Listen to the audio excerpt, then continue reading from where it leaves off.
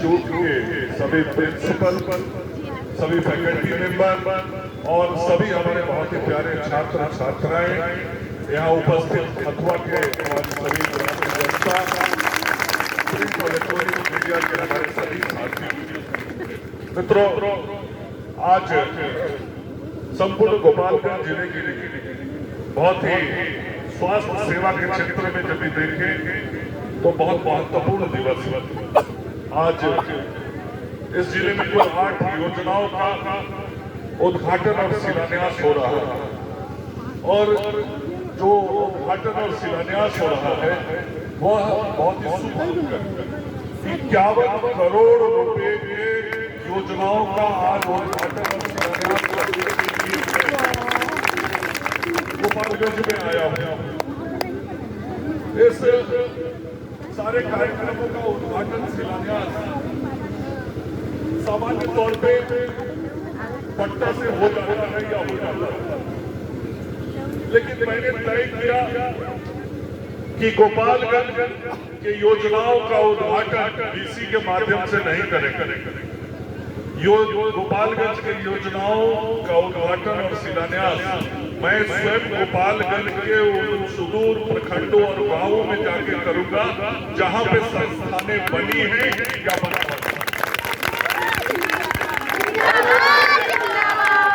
और वो काम मैंने अपने लालच में किया है। और मेरी लालच ये थी कि मैं यहाँ आऊंगा तब ना आप लोगों का दर्शन होगा।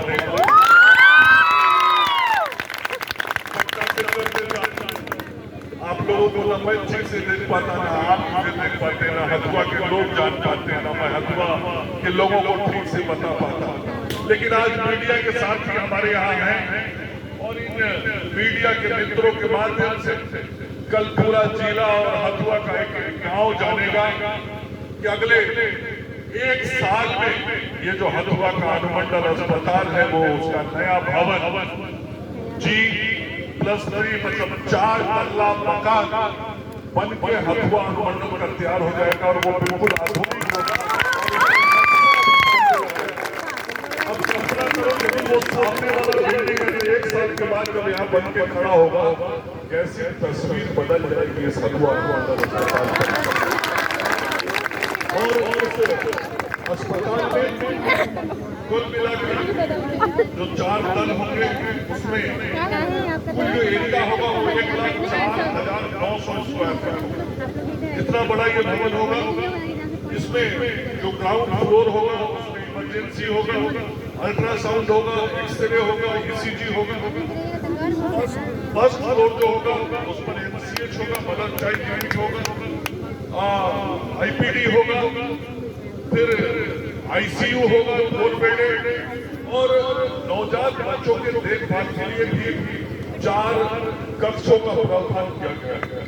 जो सेकेंड फ्लोर होगा उसमें ऑपरेशन थिएटर होगा, CSS की सुविधा होगी और जो थर्ड फ्लोर होगा उसपे ब्लड बैंक होगा, प्राइवेट रूम होंगे, लैब होंगे, ये सारी सुविधाओं से युक्त होगा।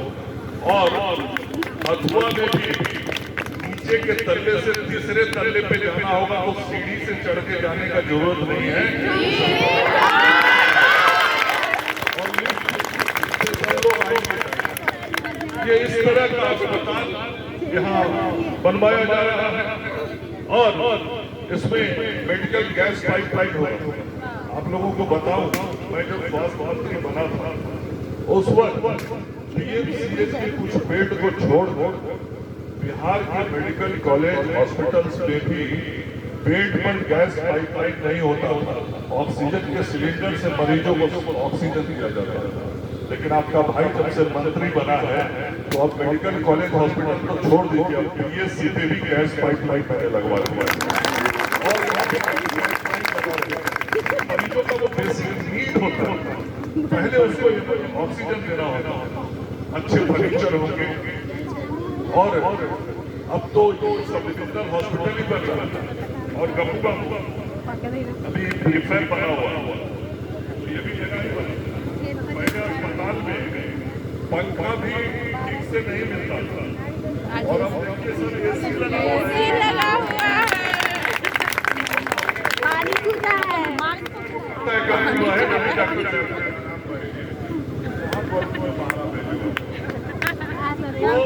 अस्पताल भी जो बनेगा उसमें भी एसी लगेगा और इतना ही नहीं, जितना अब नया एपीएससी भी बन रहा है ना 6 बेड वाला, वहाँ भी हम सब एसी लगवा रहे हैं। पंखा के भरोसे कभी सबसे लगे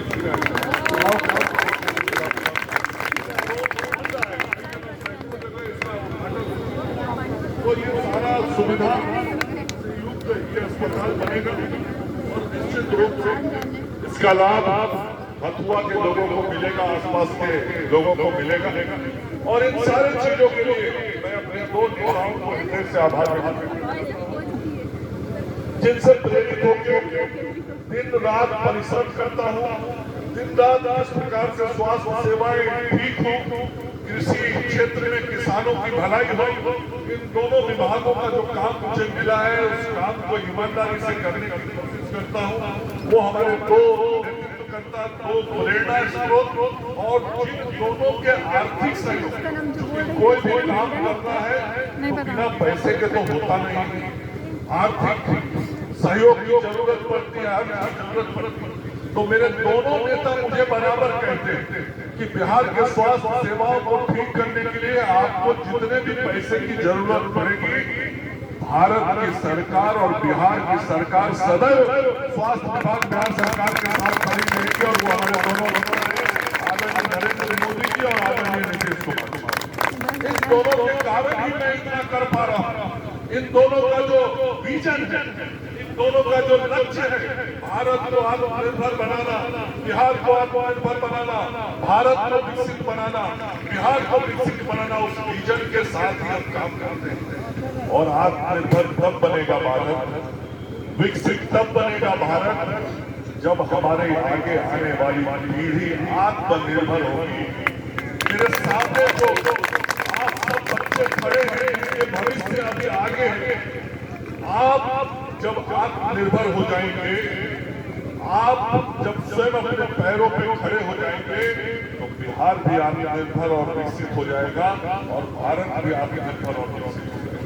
और इसलिए हमने अपने नेतृत्वकर्ताओं को तय किया कि अब जहां भी हमारे बड़े अस्पताल हैं, उन अस्पतालों में जो हमारे बच्चे बच्चियां हैं, हम उन लोगों को नर्सिंग की आधुनिकतम पढ़ाई देंगे ताकि हमारे बच्चे जनरल शिक्षा करें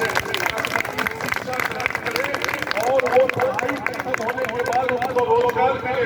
परिवार को नहीं लगेगा कि तो पढ़ तो लिया, पढ़ा तो लिए, लेकिन निकल से क्या करेगा। आज परिवार के लोग जानते हैं कोई पारा मेडिकल का पढ़ाई कर लिया है, सरकारी नौकरी मिलने में जब 2 साल टाइम भी लगेगी तो वो बेरोजगार नहीं रहेगा। प्राइवेट सेक्टर में जाके वो किसी भी तरीके की पढ़ाई से ज्यादा पैसा कमा सकता है और अपने पैरों पर खड़ा होगा। आज जो हमारी बच्चियां हैं, जो बेटियां हैं, उनके परिवार के लोगों को मालूम है कि मैं जीएनएम की पढ़ाई करके अपनी बेटी को पढ़ा रहा हूँ, वो जब जीएनएम बन के निकलेगी तो एक दिन बेकार और ये काम जो किसी ने करवाया, पारा मेडिकल और जीएनएम की पढ़ाई इस हथुआ में मंगल पांडे ने शुरू। ये मेरी सोच तस्वीर का टूटा हुआ बिहार देख रहे हैं, ऐसी ही तस्वीर पूरे बिहार की है। आज बिहार के सुदूर क्षेत्रों में जो हमारे बेटे बेटी हैं, वो ऐसे नर्सिंग और जीएनएम बीएससी नर्सिंग की पढ़ाई के माध्यम से अपने भविष्य को संवारने का काम कर रहे हैं। और ये केवल भविष्य को नहीं संवारेंगे, ये केवल आत्मनिर्भर नहीं होंगे, ये समाज के लिए उपयोगी होंगे और ये सब समाज की सेवा करने वाले लोग हैं। ये सब बड़ा समूह जो चल रहा है, ये समूह आगे किसी का जान बचाएगा, किसी को दुर्घटना से बचाएगा, किसी का इलाज कराएगा। और भगवान ना करे कभी कोरोना जैसा महामारी भी आएगा तो जान की बाजी लगा के लोगों का जान भी लेकर लोगों ने बचाया है। मैंने वो लड़ाई लड़ी है कोरोना की, और कोरोना की लड़ाई में मैंने अपने स्वास्थ्य कर्मियों के साहस को देखा है, चिकित्सकों के साहस को देखा है। और मैं सदैव सैल्यूट करता हूँ अपने चिकित्सकों को, चिकित्सा कर्मियों को, पैरामेडिकल के स्टाफ को, और ये संख्या जितनी बड़ी होगी और जितनी गुणवत्तापूर्ण शिक्षा ग्रहण करेगी, उतना ही बेहतर हम स्वास्थ्य सेवाओं को खर्च करें। और ये तो गोपालगंज की धरती है, मैं बताता हूँ, मैं भी इसी बात से इस संपूर्ण क्षेत्र के लोग विदेश बहुत जाते हैं और पूरे दुनिया में नर्सिंग क्षेत्र में डिमांड है।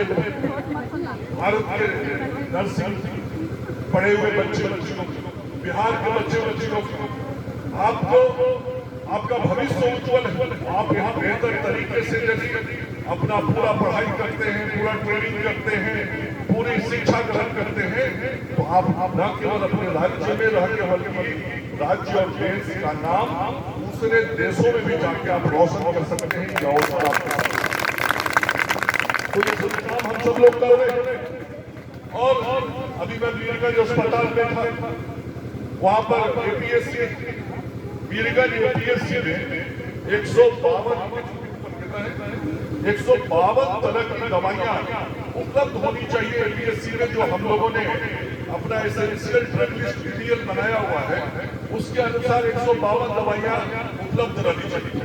तो मैंने एपीएससी इंचार्ज से वहां पूछा कि डॉक्टर साहब, ये क्योंकि सभी अस्पतालों में वो बोर्ड लगाने का निर्देश मैंने दिया, मैंने पूछा कि ये जो अस्पताल में दवाइयों का बोर्ड लगा 152 दवाइयों का, इसमें से कितनी दवाई आज इस अस्पताल में, वीरगंज के अस्पताल में उपलब्ध है? डॉक्टर साहब और सिविल सर्जन की बात, उन्होंने बताया सर पूरा 152 का 152 प्रकार का दवा हमारे वीरगंज अस्पताल में उपलब्ध है। पहले 150 प्रकार की दवा पटना के पीएमसीएच में भी 2005 के पहले होती थी।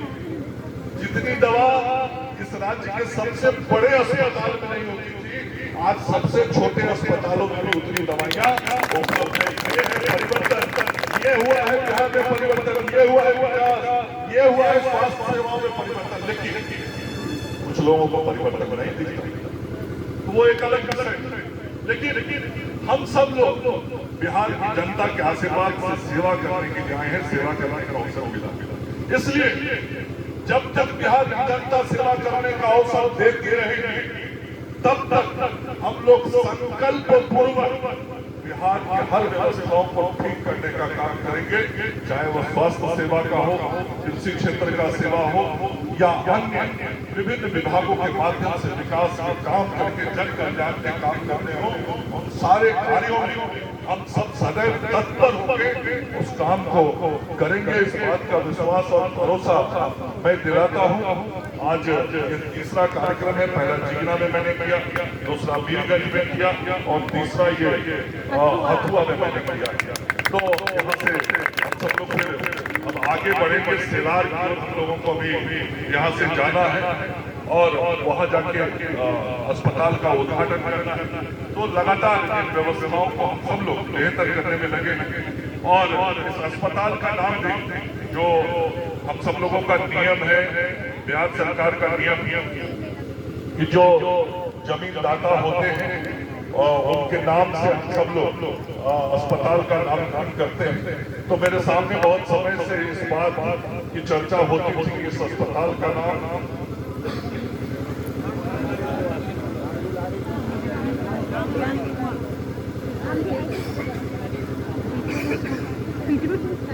मेरे सामने ये विषय रहता था कि अस्पताल का नाम राम दुलारी मुगल जी के नाम से किया जाए। वो काम भी मैंने आज से 2 महीना पहले कर दिया और मुझे अच्छा लगा कि आज मैं आया हूँ तो वो नाम भी बोर्ड पे लिखा हुआ है और हर प्रकार से एक सम्मान है और उस सम्मान को देने का काम हम सब लोग कर रहे हैं। बहुत अच्छी बात है। हम सब लोगों के बीच में आदरणीय जनक राम जी भी हम लोगों के बिहार सरकार के माननीय मंत्री जी पहुंच गए और जनक जी आपकी सेवा में आज ये सब चीज मैंने समर्पित किया है, उद्घाटन किया है और शिलान्यास किया है। अच्छा हुआ आप आ गए, आपका भी संबोधन हम सब लोगों के बीच हो जाए, मैं ये आपसे आग्रह करूंगा और मैं अपने सभी छात्र छात्राओं को अपनी ओर से आपके अच्छे भविष्य की शुभकामनाएं देता हूँ। आप सब लोग खूब आगे बढ़िए, खूब परिवार का नाम बढ़ाइए और राज्य का भी नाम बढ़ाइए। बहुत बहुत शुभकामनाएं, आशीर्वाद, धन्यवाद।